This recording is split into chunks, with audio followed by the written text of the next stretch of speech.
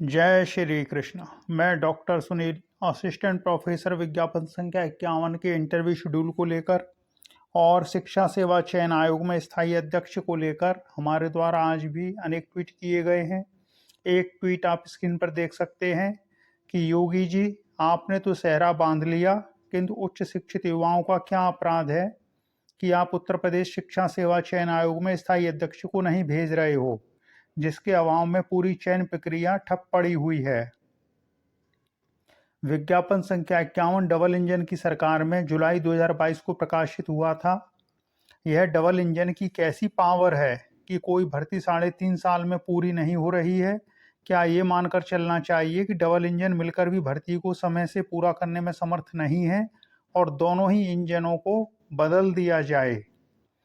एक बात ये बात ध्यान में रखने की है कि इस समय मोदी जी का पटना में रोड शो चल रहा है और वहाँ पर भी ऐसे कुछ ट्वीट किए जा सकते हैं, लेकिन वो ट्वीट करना गलत हो जाएगा,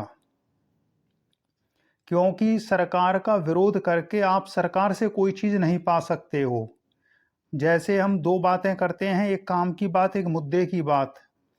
तो ये जो बात है, ये मुद्दे की बात है और काम की भी बात है कि अगर आप सरकार का विरोध करेंगे तो सरकार से आप कुछ नहीं पा सकते हो। तो मोदी जी का जो रोड शो चल रहा है, उस समय हम वहाँ पर कुछ ट्वीट लिख सकते हैं, लेकिन वो ट्वीट सरकार की छवि को खराब करने वाले हो जाएंगे, जबकि हमारा मुद्दा इतना बड़ा नहीं है। हमारा मुद्दा मात्र इतना सा है कि योगी जी, आयोग में स्थायी अध्यक्ष को यथाशीघ्र भेज दीजिए। और जब बात योगी जी तक सीमित है तो उसको बिहार में ले जाकर रोड शो में, जहां उनका रोड शो कर रहे हैं, वहां लिखना एक गलत तरीका हो जाएगा। वो भी उनके लिए जिनको इंटरव्यू देना है। जो इंटरव्यू नहीं दे रहे हैं वो तो कुछ भी लिख सकते हैं, कहीं भी लिख सकते हैं, क्योंकि उनकी बात को सरकार गंभीरता से नहीं लेगी। लेकिन जिनको इंटरव्यू देना है उनको एक मर्यादा में रहकर ही कुछ लिखना चाहिए। इसलिए वहाँ पर हमने कोई ट्वीट नहीं किया है। हमने सारे ट्वीट आज योगी जी को ही संबोधित करके किए हैं और मोदी जी को टैग अवश्य किया है। तो बहुत सारे ट्वीट किए गए हैं, और भी ट्वीट देख लीजिए। कुछ ट्वीट में हमने पोस्टर भी लगाए हैं। एक ये ट्वीट देख लीजिए, योगी जी दया करो, और इसमें पीएमओ इंडिया नरेंद्र मोदी जी, अमित शाह जी, इन सबको हमने टैग किया हुआ है कि यह डबल इंजन की कैसी पावर है कि असिस्टेंट प्रोफेसर विज्ञापन संख्या 51 की भर्ती 3.5 साल में भी पूरी नहीं हो रही है। शिक्षा चयन आयोग में स्थायी अध्यक्ष के अभाव में असिस्टेंट प्रोफेसर विज्ञापन संख्या 51 के साक्षात्कार रुके पड़े हैं। योगी जी दया करो, आयोग में अध्यक्ष को भेजो। हमारी इतनी सी मांग है, इतनी सी डिमांड है कि योगी जी आयोग में अध्यक्ष को भेज दीजिए, साक्षात्कार करा दीजिए। हमारा काम सरकार का विरोध करना नहीं है। तो बिहार के रोड शो में, मोदी जी की रोड शो में जाकर ट्वीट करने का भी कोई औचित्य नहीं है। तो चलिए, ये बात तो रही वीडियो की। और जैसा आप सभी जानते हैं कि आयोग में मीटिंग होती है प्रत्येक मंगलवार को। तो और वैसे तो बात यह है कि जब जरूरत पड़ने पर मीटिंग कभी भी हो सकती है, उसका कोई दिन फिक्स नहीं है। लेकिन मंगलवार को मीटिंग होगी होगी, ये तय है, ये शासनादेश है। उसमें लिखा गया है शासनादेश में कि प्रत्येक मंगलवार को आयोग में मीटिंग होगी। तो मीटिंग वैसे तो कभी भी हो सकती है। और आप सभी जानते हैं कि 21 अक्टूबर तक आवेदन लिए जा चुके हैं। तो उनमें स्क्रीनिंग चल रही है, क्या चल रहा है। लेकिन कुछ भी हो, जो समय जा रहा है बस वो जा ही रहा है। अध्यक्ष जी आने ही वाले हैं, ऐसा मानकर चलिए। और अध्यक्ष जी जब आ जाएंगे तो उसके बाद उनका पहला कार्य होगा इंटरव्यू करवाना।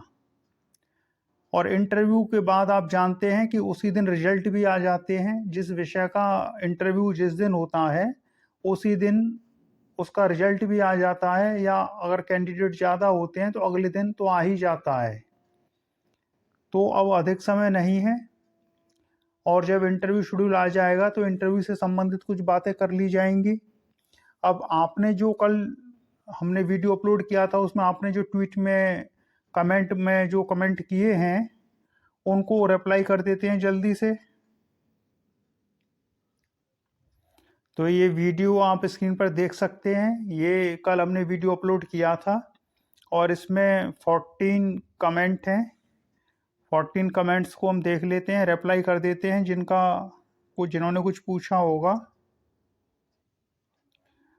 तो चलिए, पहला कमेंट है मनोज सिंह जी का, ये हमने कल ही देख लिया था कि बहुत सुंदर और ज्ञानवर्धक बातें। सर, मैं ईश्वर से गुजारिश करूंगा कि आप जैसा योग्य इंसान प्रोफेसर जरूर बने, ताकि स्टूडेंट्स का पढ़ाई के साथ साथ नैतिक ज्ञान वर्धन भी हो, जिसकी आज के समय में बहुत ज़रूरत है। बहुत बहुत धन्यवाद जी, हमारे लिए शुभकामनाएं करने के लिए। हम आपके लिए भी शुभकामना करते हैं। अच्छा, दूसरा कमेंट है, वेरी गुड मॉर्निंग सर जी, आप जो बातें करते हैं वे बड़ी ज्ञानवर्धक होती हैं और बड़ा अच्छा लगता है आपकी बातें सुनकर। बहुत बहुत धन्यवाद जी। सर, आपका कार्य बहुत सराहनीय है। धन्यवाद जी, आप हमारे सच्चे शुभचिंतक हैं सर जी। बहुत बहुत धन्यवाद। प्रणाम गुरुदेव, प्रणाम जी।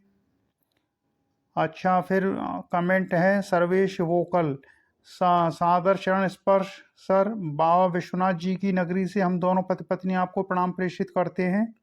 अच्छा, इनका कल भी कमेंट था, महामना जी की बगिया से शोध इसी वर्ष पूर्ण हुआ। श्रीमती जी का जो निरंतरता बनाए रखने में सर आपका योगदान है, वो शब्दों से नहीं बताया जा सकता। अच्छा, आप बनारस से हैं, शब्दों में नहीं बताया जा सकता। हम दोनों आपके ऋणी हैं और ये ऋण नौकरी लेकर आपसे मिलकर पूर्ण करेंगे। अच्छा जी, आपका जो समय वीडियो बनाने में, बातों को शासन तक रखने में जा रहा है सर, वो सफल होकर ही भरा जा सकता है। सादर चरण स्पर्श भज विश्वनाथम। जय शिव शंकर भोलेनाथ, हर हर महादेव। तो बहुत बहुत धन्यवाद, ये आपकी उदारता है। ऐसे कमेंट लिखना, ऐसे विचारों को व्यक्त करना, ये व्यक्ति की उदारता का परिचय देता है। क्योंकि व्यक्ति जैसा होता है उसके शब्दों से और उसकी वाणी से पता चल जाता है। तो आपके लेखन में जो उदारता बरस रही है, उससे पता चलता है कि आप दोनों पति पत्नी कितने अच्छे लोग हैं। तो चलिए, ठीक है, आपको बहुत बहुत धन्यवाद। फिर नीचे कमेंट है, सर डेली आपकी वीडियो का इंतज़ार रहता है। अल्लाह पाक से दुआ है कि मेरा इस बार सिलेक्शन हो जाए। बिल्कुल, अपने ईश्वर पर विश्वास रखिए। और एक बात हम बता देते हैं, ईश्वर एक ही है, लोग उसको अलग अलग नाम से भजते हैं। जिसकी जैसी श्रद्धा होती है, जैसे स्यादवाद का सिद्धांत है, जो जैसा देखता है वैसा ही जानता है। जो जैसा देखता है वैसा ही जानता है। और ये बचपन से हम जिस चीज़ को जैसा मानते हैं वैसी हमारी प्रवृत्ति बन जाती है। तो ऐसा नहीं है कि इधर सत्य कुछ और है, उधर सत्य कुछ और है। सत्य एक ही है, प्रकाश एक ही है, अंधकार एक ही है। प्रकाश अलग अलग नहीं हो सकता। तो ईश्वर एक ही है, आप उसको किसी भी नाम से पुकारिए। व्यक्ति जो सच्चे हृदय से प्रार्थना करता है, ईश्वर उसी में रहता है। ईश्वर का कोई परिचय नहीं है कि आप उसको कोई नाम दे के बुला सकते हैं। जो निर्गुण ब्रह्म की अवधारणा है, वो सूफीवाद के माध्यम से आप उसको और अच्छे से जान सकते हो। उसका कोई आकार ही नहीं है, निराकार है, उसका कोई नाम ही नहीं है। तो सगुण और निर्गुण दो धाराएं चलती हैं। तो जो ईश्वर है वो एक ही है। तो आपका जो कमेंट है, तो ऊपर वाले पर, भगवान पर विश्वास रखिए। और कमेंट करने के लिए आपका धन्यवाद। नमस्कार जी। और फिर नीचे good information sir. Sir please AI voice video में मत कीजिए। हमने एआई वॉइस नहीं की हुई है। अगर आपको ऐसा लग रहा है तो आप अपनी सेटिंग को देखिएगा। और जो व्यूअर हैं वो बताइए कि आपको भी ऐसा लग रहा है कि हमने एआई वॉइस किया हुआ है। हमारा आपसे कहना है कि आप अपनी सेटिंग को देखिए, उसमें कुछ चेंज करिए, क्योंकि हम तो कोई एआई वॉइस यूज नहीं कर रहे हैं। हम जो बोल रहे हैं वही हमारी रियल वॉइस है। अच्छा, आप लिख रहे हो कि एआई वॉइस वीडियो में मत कीजिए, क्योंकि प्रीवियस कुछ वीडियो में यूज हुआ है। आपकी ओरिजिनल वॉइस ही डायरेक्ट हिट करती है और मैसेज करेक्ट मिलता है। तो हमने एआई वॉइस किसी वीडियो में नहीं लगाई हुई है, आप अपनी सेटिंग को देखिएगा। अच्छा, फिर सर्वेश वोकल, इनका फिर एक मैसेज है, सर क्या पीएचडी का लाभ मिलेगा इंटरव्यू में? ये पूछने वाली बात नहीं है कि हम आपसे पूछते हैं, एक लड़का है हाई स्कूल पास है, एक लड़का इंटर पास है, तो दोनों में क्या अंतर हुआ? एक लड़का बीए है, एक लड़का एमए है। तो जो अंतर बीए और एमए का होता है, जो पीएचडी है वो सुप्रीम डिग्री है। एजुकेशन फील्ड की जो पीएचडी है वो सुप्रीम डिग्री होती है। डीलिट पहले होती थी, अब डीलिट बंद हो गई है। अभी भी कुछ विश्वविद्यालय डीलिट कराते हैं, लेकिन डीलिट से भी डिग्री आपको डॉक्टरेट की ही मिलती है, पीएचडी से भी डिग्री डॉक्टरेट की मिलती है। तो डीलिट में लोग ज़्यादा इंटरेस्ट नहीं लेते हैं, और जिनको करना होता है वो डीलिट कर लेते हैं। लेकिन पीएचडी सर्वमान्य है, और पीएचडी ही एक सबसे ज़्यादा रिगार्ड जिसको मिलता है पीएचडी को। तो एक बात और हम आपको बता देते हैं कि एक आईएएस होता है विदाउट पीएचडी, एक आईएएस होता है विद पीएचडी। तो आईएएस ऑफिसर में भी पीएचडी को लेकर सैलरी में अंतर आ जाता है। जो आईपीएस होता है एक पीएचडी वाला होता है, उसको सैलरी ज़्यादा मिलती है नॉन पीएचडी वाले से। तो जब यूपीएससी सरकार तक पीएचडी को वैल्यू देते हैं, तो आयोग क्यों नहीं देगा? तो पीएचडी की बहुत वैल्यू है, और जब आप प्रमोशन लेने जाएंगे तब भी आपको पीएचडी की ज़रूरत पड़ेगी। तो पीएचडी का तो बहुत महत्व है, खासकर एजुकेशन फील्ड में। और हमने आपको बताया अभी सिविल फील्ड में भी महत्व है, क्योंकि वहाँ पर सैलरी अच्छी मिलती है, सैलरी प्लस होके मिलती है पीएचडी जो कैंडिडेट होते हैं उनको। तो पीएचडी का लाभ मिलेगा, डायरेक्ट लाभ नहीं मिलेगा कि उसके कोई मार्क्स फिक्स नहीं है। जैसे एपीआई स्कोर होता है, एपीआई स्कोर में पीएचडी का मार्क्स फिक्स है, लेकिन इसमें चूंकि इंटरव्यू होगा, तो इंटरव्यू में मार्क्स एपीआई स्कोर की तरह नहीं डिवाइड किया गया है, लेकिन इनडायरेक्टली वो हिट करता है। जो इंटरव्यू बोर्ड होता है उसको हिट करता है कि ये जो कैंडिडेट सामने बैठा है पीएचडी होल्डर है, और पीएचडी होल्डर अपने फील्ड का मास्टर होता है। तो अगर वो उसके प्रति एक नरमी बरती जाती है, पहली चीज़ है। दूसरी चीज़ है उसका सम्मान किया जाता है। और जब ये दोनों चीज़ें मिल जाती हैं तो आप स्वतः जान लीजिए कि कितना फ़ायदा होगा। तो चलिए फिर और कभी विस्तार से इस पर बताएंगे आपको, नहीं तो ये वीडियो लंबा हो जाएगा। अच्छा, फिर उन्होंने क्या पूछा है आगे, इनका कमेंट लंबा है। कमेंट में इन्होंने क्या लिखा है,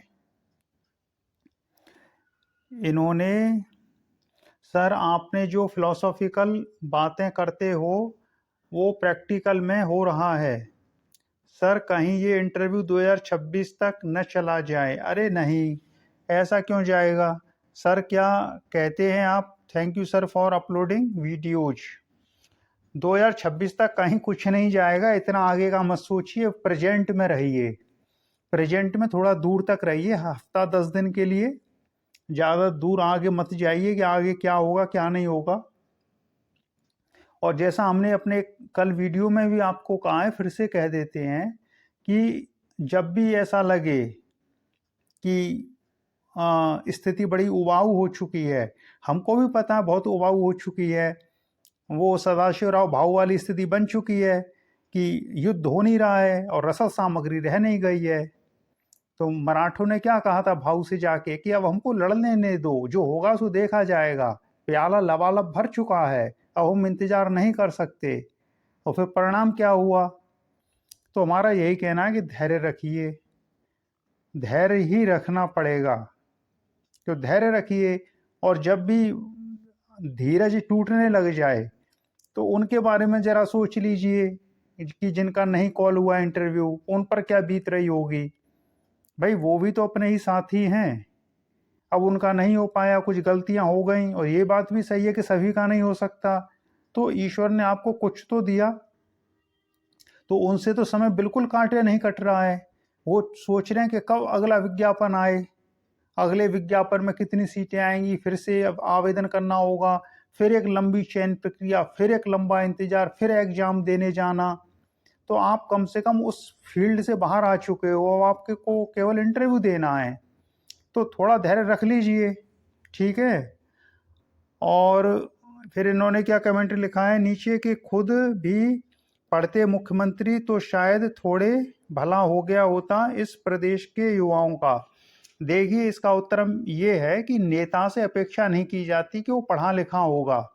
नेता को मानकर चला जाता है कि वो जनता का प्रतिनिधि है, और जनता पढ़ी लिखी नहीं होती। कुछ आप हम जो लोग हैं ये बहुत कम संख्या में हैं। कितने लोग हैं जो एमए हैं बताइए? टोटल पॉपुलेशन का 2% एमए नहीं है। टोटल पॉपुलेशन जो होगी ना उत्तर प्रदेश की, उसका 2% एमए नहीं होंगे, और पीएचडी तो बहुत ही कम होंगे। तो आप उच्च शिक्षित युवा हैं, तो हम मुख्यमंत्री जी से ये अपेक्षा नहीं कर सकते कि उनको पढ़ा लिखा होना चाहिए। उनको तो सामान्य जनता की बात सुननी है, जो एक थ्योरी है। तो सामान्य जनता की बात सुनने के लिए नेता के विषय में कहा जाता है कि वो जनता के बीच से आएगा, तो जैसी जनता होगी वैसा उसका नेता होगा। अब जनता में भी बुराइयां होती हैं, तो जो जनता में बुराइयां होती हैं वही बुराई नेता में भी होती है। लेकिन जनता में जो बुराई है वो फैली हुई होती है, तो दिखाई नहीं पड़ती। नेता में वो घनीभूत हो जाती है, तो स्पष्ट दिखाई पड़ता है कि झूठ बोल रहा है, धोखा दे रहा है, कपट कर रहा है, जो कहता है वो करता नहीं है। तो नेता में सारी बुराइयां इसलिए दिखाई पड़ती हैं कि उसमें आके वो चीजें घनीभूत हो जाती हैं। जैसे पानी होता है ना, घनीभूत हो जाता है तो ओले बन के गिरता है, तो नेता ओला होता है। ऐसे समझ लीजिए नेताजी को। तो चलिए, आपके सारे कमेंट्स का रिप्लाई भी हो गया,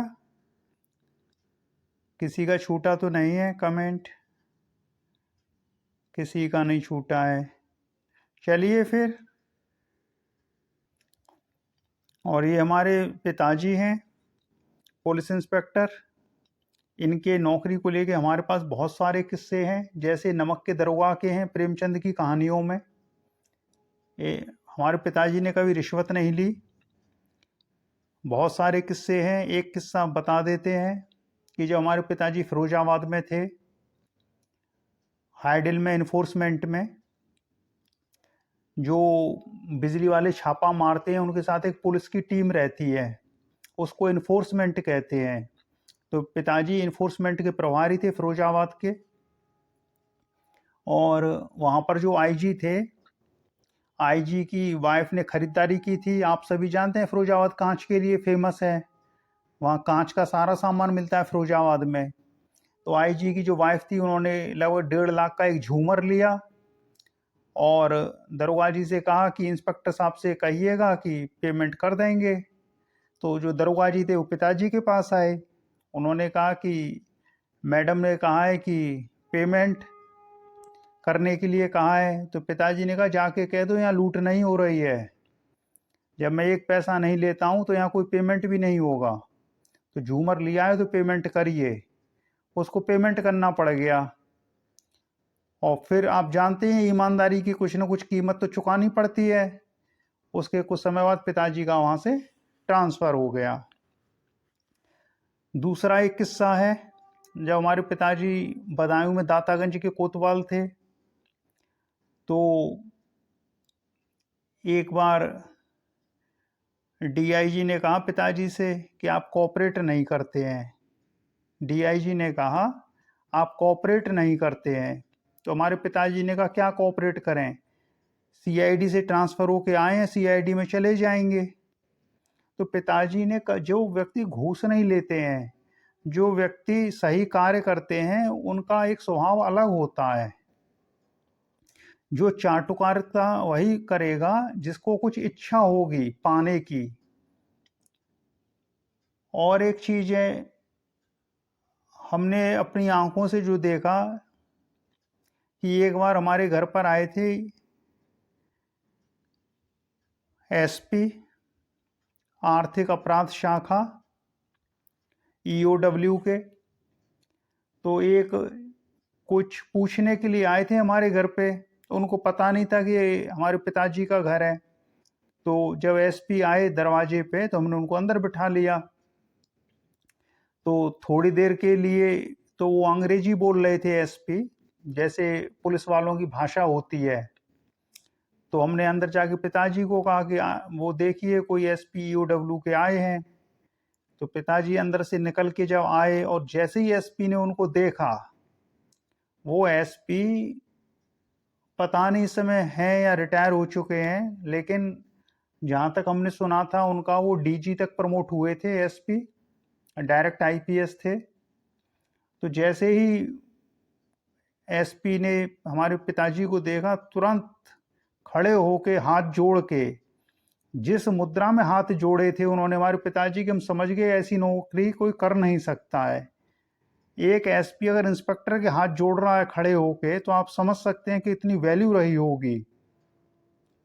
उस एसपी के हृदय में हमारे पिताजी के प्रति कितना आदर रहा होगा कि खड़े होकर हाथ जोड़ के, और हमारे सामने ही एसपी ने हमारे पिताजी से कहा था कि आप जैसे लोग पुलिस विभाग में नहीं हैं।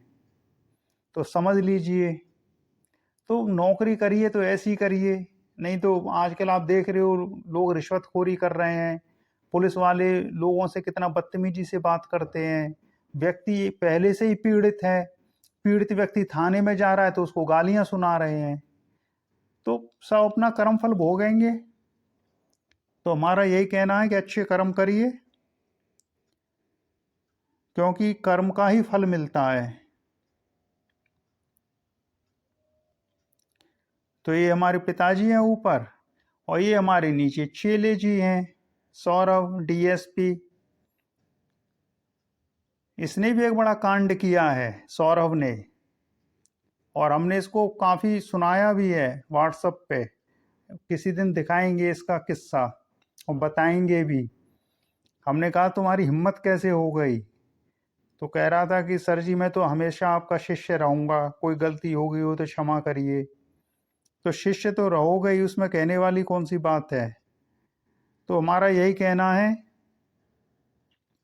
कि इंटरव्यू का इंतज़ार करिए, पढ़ाई लिखाई करते रहिए, और आपको कुछ पूछना हो तो इस वीडियो में कमेंट कर देना। आप जो अगला वीडियो बनाएंगे उसमें आपके कमेंट का रिप्लाई कर देंगे। तो चलिए फिर इसी के साथ, ओम कृष्णाय वासुदेवाय हरे परमात्मने प्रणत क्लेश नाशाय गोविंदाय नमो नमः। जय जय श्री राधे, जय श्री कृष्ण।